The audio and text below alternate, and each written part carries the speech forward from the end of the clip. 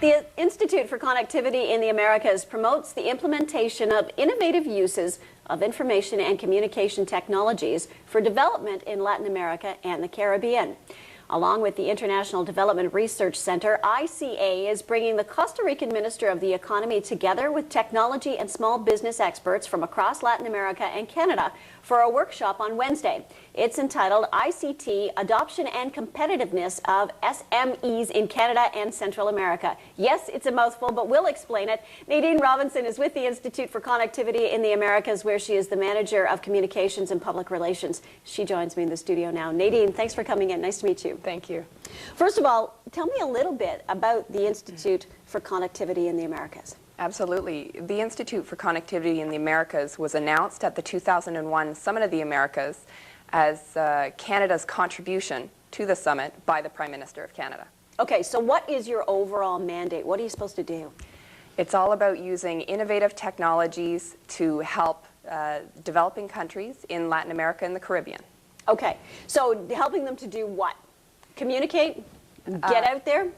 Everything. Okay. It's basically improve social and economic development.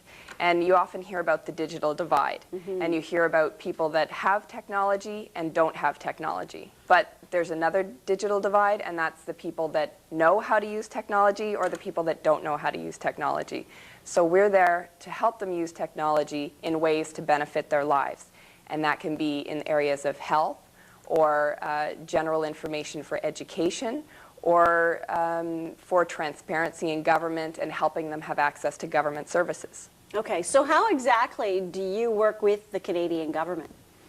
The Canadian government, they're part of they're behind us. Okay. And we have groups from Industry Canada and CETA and IDRC who all work very closely with us in foreign affairs to make sure that we can put our best foot forward as not only a group that sponsors technology, but international development. Okay. Now you have this book, which is all the projects that you have done as an organization. And I know that some Ottawa companies have been involved in this. How do these projects come about? Who approaches who about getting funding to do a project? We have people approach us from across Latin America and the Caribbean. Okay. With ideas for innovative uses of projects, and they have to have other funding sources as well so that we can share the risks and rewards. And then we loop in other groups from the private sector, academic sector. We take a real multi-sectoral approach so that we can get everyone involved working together so that the project will work long term. And as you mentioned, we worked with Eon Technologies in Ottawa, and they're a fantastic wireless equipment to hook up small villages in the middle of the Amazon jungle, for example. It was interesting. We spoke to them a few months ago, and they just talked about taking their technology down to a place that had never had any communications resources before, plunking it down in a jungle, and setting people up and connecting them to the world. It was kind of an amazing story. So this is the type of work that you're doing? Absolutely. Okay, and it's not something, I've got this great technology, implement it for me down in Latin America. The project comes from Latin America, and then you build around that. That's right. There's partners in Latin America that we work with in different countries, and they come to us saying, this community, for example, that one in Ecuador, has a real need for the internet. They want to build up their local tourism business. They want to be able to sell their products online. They need a connection to government resources at the municipality. And we're able to help them make that happen. Okay. How much funding have you had from the Canadian government to do this? Initially, they contributed $20 million in 2001. And, I mean, we're in 2005 now. Have you burned through that money? Are you looking for more funding? How will this project continue? We've probably gone through about $10 million of the project funding. And at the end of this year, it's the Summit of the Americas. And as we move towards that, we're looking for the Canadian government to continue their commitment as champions for technology and international development, and to continue their leadership. Okay. You've got this workshop that is coming up, I guess, on Wednesday, and you've got the Minister of the Economy from Costa Rica coming in, as well as technology companies and small businesses. What's this workshop all about? What are you going to be talking about? The workshop is all about talking about ways technology can help small and medium enterprises in primarily Central America. Okay. Costa Rica has played a leadership role in that area, and that's why the Minister of Economy is coming.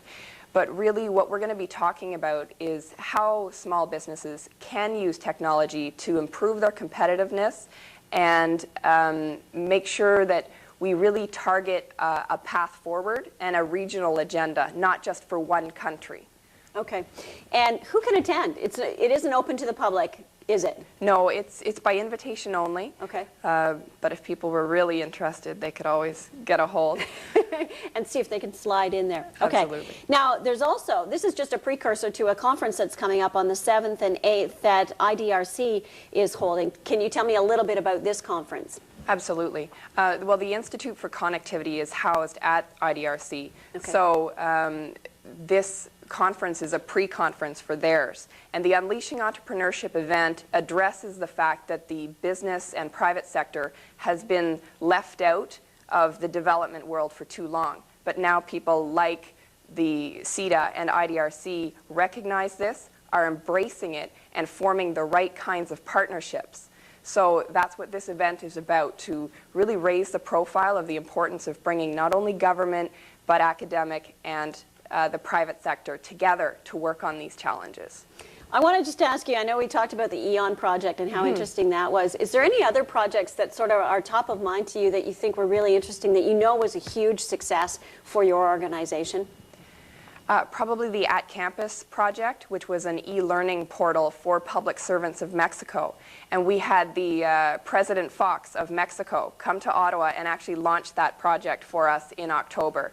So I think that's a huge testament to what we're doing and the power that the Canadian government can have in changing developing countries and how they're working and improving the lives of everyone. I guess when you look at these projects, and this is an organization that's been around since 2001, how long does it take, and it all depends on the project, I realize that, but how long does it take from somebody saying, we need this down here in Latin America, to you actually getting it up and running? Is there kind of a common time frame? Not really. It can be very, very quick, though. We are a high-tech segment within a Crown corporation. And IDRC, being a Crown corporation, has a little more flexibility and things can happen faster. So we've been able to implement things within a month, and other times it takes much longer. We have one project right now that's going to be a landmark project. It's going to change the region. It's called eLink Americas, and it's going to be satellite connectivity for all of Latin America and the Caribbean at affordable rates. And it'll be targeting all the remote areas that can't get connectivity now, those little places in the Amazon jungle, the tiny removed areas that the local telecoms don't want to access. So that one's going to take a little longer, but it'll be rolled out this year, and that's going to be something to talk about. And that's when you open up the whole world to this little tiny village and whatnot. Absolutely. Okay. Nadine, nice to speak to you, and good luck with the Institute for Connectivity in the Americas. Thank you very much. Okay. Nadine Robertson is the Manager of Communications and Public Relations for the Institute of Connectivity in the Americas, or ICA. We'll be right back.